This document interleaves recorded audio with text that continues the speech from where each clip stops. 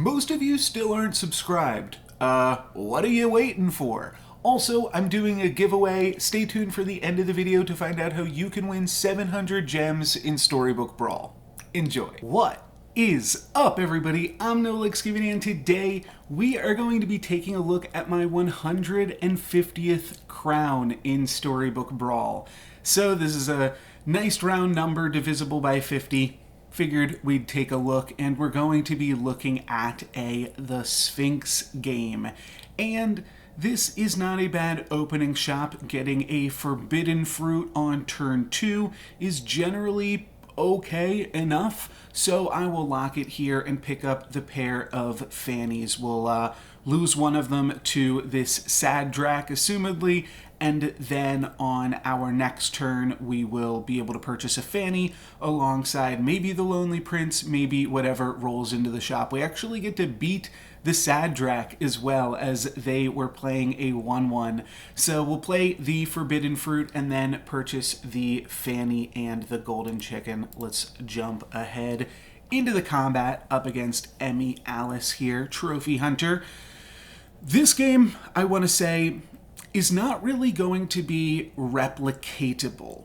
This is going to be a decent high roll from the Sphinx, and also the Sphinx is getting a pretty large nerf. By the time you watch this video, Sphinx might already be nerfed, but I wanted to still just upload some of my sweet old videos before I start uploading stuff from the new patch. Pretty straightforward combat here. The only choice I think was really the treasure. But yeah, I wanted to upload some videos on the old patch. It's the current patch at the time of recording, just because I won't be able to get out like new videos, new sweet games the day of. I'll probably put like my first game of the new patch. I'll have that sometime this week, as well as a patch review. But content until the end of the week will still be on the December patch. And then once we get into, I guess at that point, once we get into January, or once we get into February, we'll be looking at the January patch. That's just how the game works. But it's really great as the Sphinx to pick up a Wish Upon a Star, especially with 0 work into it. So we'll be playing the Wish Upon a Star. We are up against Peter Pants, so it might be a little bit tricky to win this one, but I'm going to pick up a pair of vampires, and alongside an 8/8 seems pretty good. And then you gotta lock a Wish Upon a Star, right? The thing is, if we win this wish, we will immediately be level 4 and can cast another wish for free. So that is just absolutely insane. It is the hugest way that you can high roll as the Sphinx, and well, that's the other reason I said that this game wasn't really replicatable. The Sphinx is going to get a nerf where it only sees 1 spell each shop. I think that's probably fine. It gives a little bit more of a mechanical identity to Potion Master, who is just much weaker than the Sphinx, does a lot of the things that the Sphinx wants to do, but worse. And you can see we are going to win this Wish Upon a Star. Now we are immediately level 4. We can cast another Wish Upon a Star for free. We just got to figure out what we're buying, because if we're buying the Brave Princess or the Wizard's Familiar, we want to buy those things first. But I think we're probably going to spend our 6 gold purchasing both of these 3 drops, just because that gives us the best board and the best chance to win another wish. Absolutely fantastic start. Like, it's just crazy. It's just crazy. And the ability for the Sphinx to be able to do this has honestly been pretty crazy as well. And this was one of the things that I said in my patch review, was that I thought that the Sphinx was going to be able to do this very easily, because one of the plays that I like to do, I think I showed this off a tiny bit, well, I put out that video, the other way to play Potion Master, right? So obviously everybody sees Sphinx and they're like, okay, it's a free hat, gotta find my ball, it's like Potion Master, I get an extra spell. But there's actually 3 different ways to play Potion Master.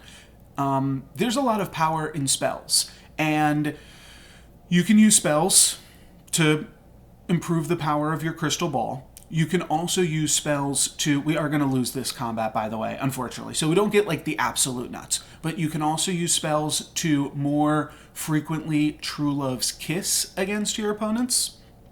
And you can use spells to find more levels than your opponents do. And I think that was the one thing that people were disregarding on Potion Master even sometimes.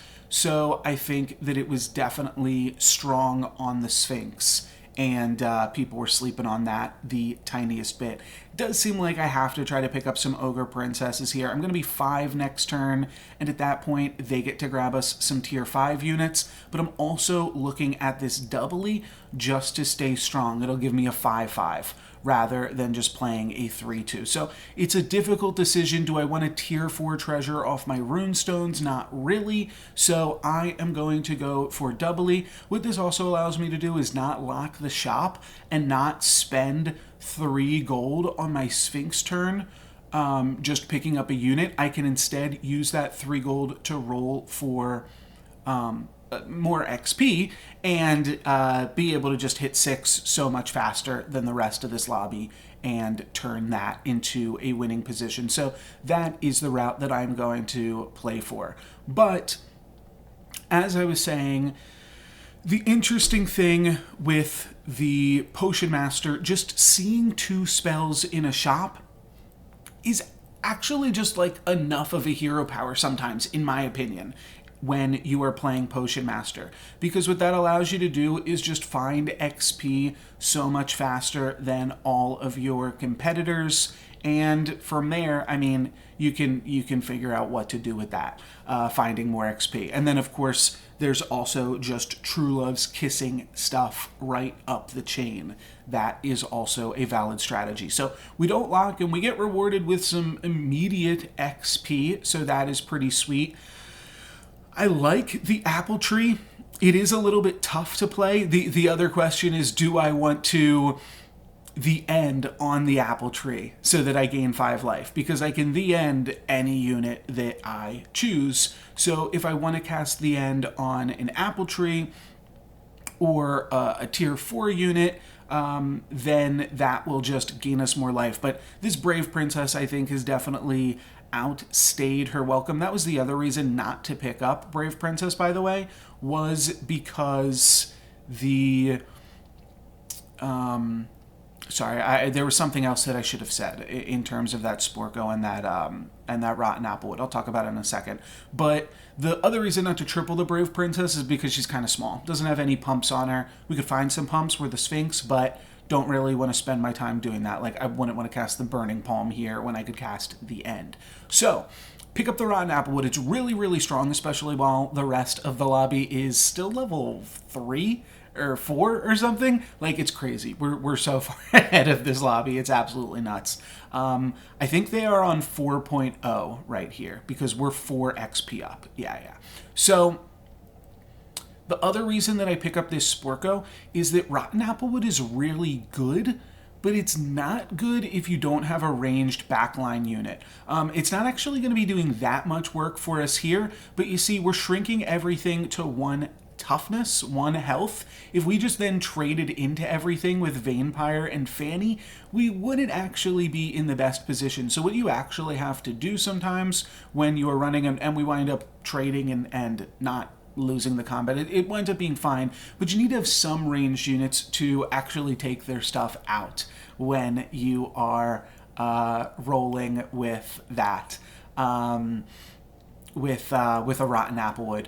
So could be early enough to pick up Nutcracker, could also be early enough to pick up Aeon, and we do have this Sporko, which is a mage. I do have to consider it also before I purchase this Lucky Coin, this raffle ticket here. Yeah, by the way, a few days left in that raffle. Don't forget about that. Could go for an INC Terror. That's an easy way to grab a tier 6 treasure to go along with the Sphinx. Kind of, at this point, might want to grab like a Hercules, a tier 7 treasure. So what are we rolling for exactly? Golden Chicken seems good. That way we'll have a bunch of extra coin going into next turn. But I also like this Masquerade Ball. We could potentially find a good 6 here. Doesn't really wind up doing anything great for us. We just wind up rolling away all of our gold on the turn and not coming up with anything fantastic. I do lock for Copycat at the end. Oh, and then I unlock it. Okay, that's interesting because I thought I pick up a Copycat, but maybe I'm getting this game confused with another one. But yeah, we're just gonna go into level 6 and then try to triple up on a 6-drop unit of some kind. At that point, we'll figure it out and then see what we can do. So Kyle is going to get the better of us in this one. We will drop down to 13. And while I'd love to make use of all of my extra gold right now, I do think that Ashwood Elm is a decent pickup. One, because we already have a tree, so it turns our other tree into something pretty good. We could just cast Pigomorph as our free spell. We're up against Trophy Hunter, so it doesn't seem that bad. But the way that we are going to get ahead in this game is by tripling a tier 6 unit. And this is a really tough call because we've got a Copycat and a Good Boy. We could try to triple Good Boy as our tier 6 unit, obviously. We don't have any good units at the moment, so it's kind of a tough one. Let's see what I do. I decide to, I sell my 2 benched units to pick up the Copycat, and then I lock the Good Boy. I think that we're enough ahead of the rest of the lobby that this does make sense to try to do. I know I just purchased the Ashwood Elm, but that's still going to make us a lot stronger for this turn, and then we'll try to use some of that strength. We've got 3 different, 20 attack units.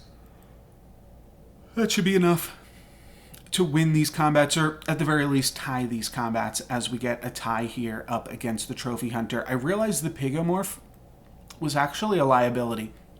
We made their unit bigger because we are so far ahead of this lobby, so that was kind of silly. See an Ashwood Elm here. Oops, small spoiler there. See an Ashwood Elm, I kind of get an idea. And this is part of where I say that this game isn't replicatable,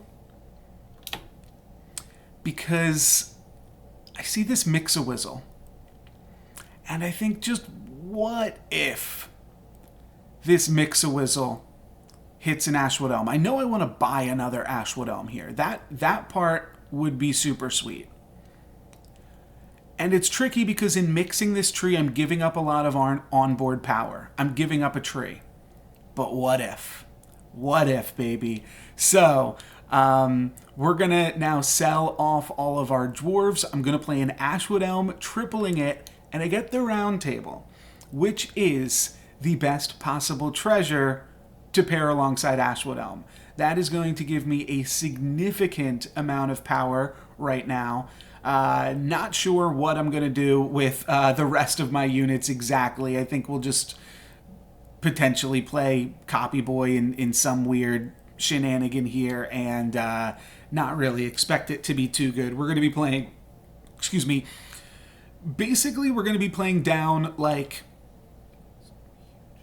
5 units here. We're really just playing Ashwood Elm. You could say we're playing a 15-15 Vampire as well, but we're really just playing an Ashwood Elm. So the Ashwood Elm is going to give itself plus 80 attack, and then it is going to have 85 attack, and it's going to become an 85-85. So we got to just hope that an 85-85 is good enough so that we don't die. And then we can start to pick up trees. We can turn this into an actual comp.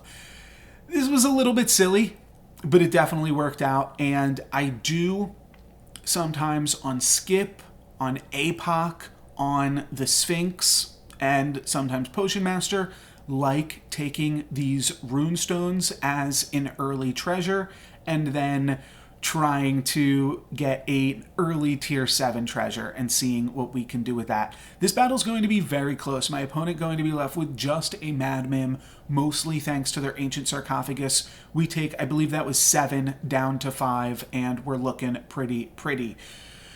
Shoulder Fairies is good. That's going to be another 85-85 just in how Round Table works out. Shoulder Fairies will get the 85 attack. Actually, it'll be an 86-86. And as will the Nutcracker as well. Any trees that I get are huge. So Nutcracker's awesome. As is this... Happy Little Tree. Like, the Happy Little Tree is just an 86-86 as well. Well, slightly less now that we're taking out the Sporko, but that's fine. And still playing the Copycat Good Boy just because that's all we got. But we're up against the Ghost here. We're not going to have a problem up against the Ghost for sure. We just played against the top player in the lobby, and we honestly, like, almost beat them. They had a Madmim left, and we only had one tree. We only had one unit, and we almost beat them. They were just left with a 0-6 support. So I'm feeling confident about our power level moving into the next few battles. So Ashwood Elm's going to be an 80-80. All of the other trees are going to get plus 80 attack as well. And then they will, I do decide to give them, because this is 5 more health on everything. So it's actually pretty sweet. And it's also going to wind up being 10 additional health on the Nutcracker, which could definitely let us farm this tier 4 treasure. We could grab that right now. Just kind of depends on this combat RNG. Doesn't look like we're going to get it, but we're going to get 75% of the way there. So no need to fret. That should be coming along soon. This is another reason I like the Sphinx. You get these cheap spells, and they can be really powerful for you. This is huge. This is plus 85-85 to this Shoulder Fairy, because now it is going to get plus 170 attack, and then it will give itself plus 170 toughness. So this is great. We could potentially appreciate some additional scaling. Oh, I kind of like that too. Well, we can only cast one spell a turn, and it's not worth locking just to get a spell off on the good boy. But Gumblegore would be really good. Another Ashwood Elm would be really good. So there are some cool things that I can get as far as evil tier 6 units. I do have to play one good tree. That's my only requirement. So that should not be too big of a deal. Oh, you know what? Scratch that. I don't have to play a good tree. All I have to do is play Ashwood Elm, and Shoulder Fairies will get the attack, and then the Round Table will round it out and also give it toughness as well. So biggest pickups that I can get here are the Echo Wood, but even short of that, and the reason that I say but is because Echo Wood is getting a nerf on the next patch that I have brought up that is going to make it... Well, actually, Shoulder Fairies is getting a nerf, but it's really a nerf to Echo Wood. Shoulder Fairies is getting a small rework.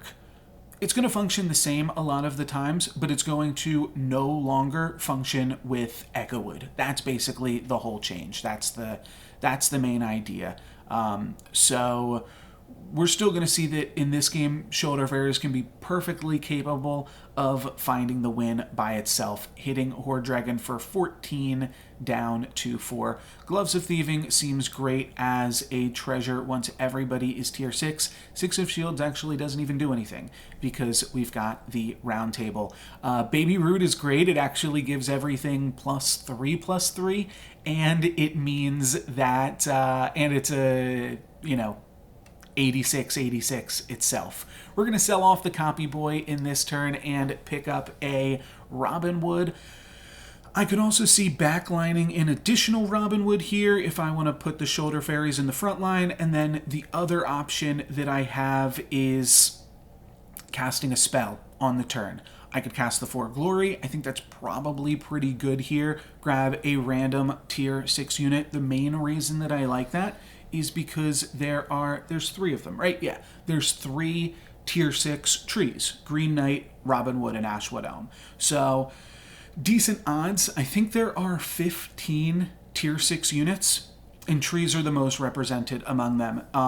That is one of the reasons we do see trees as such a good late game comp, as such a good Horde Dragon comp, and a good, like, fairies and Sphinx comp is because there's more trees than any other tribal synergy on level 6. I mean, there's 3 animals as well, but they don't really all synergize together because one of them's good boy and then one of them is evil. And then you have the bear stain kind of splitting the difference, good with both of them. So here is what's up. We got a bunch of 100 range units that are both going to be bigger than my opponent's Echo Wood. So this is going to be a kill here on Wonder Waddle. Wasn't paying enough attention to see what we stole from my opponent, but it's not going to be that upgraded Echo Wood, unfortunately. But we are going to take my opponent down. So long, Jerry. And we will be getting a unit from our Thieves' Gloves and a unit from our For Glory. So what do we get? We get a good boy, we get a Lancelot.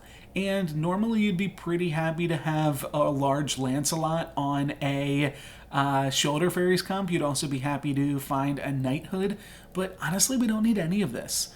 I don't even need Happy Little Tree. The only things that I really want are, I think, tier 6 trees. Green Knight, yeah, we can feed the Kraken on this baby root. That's fine.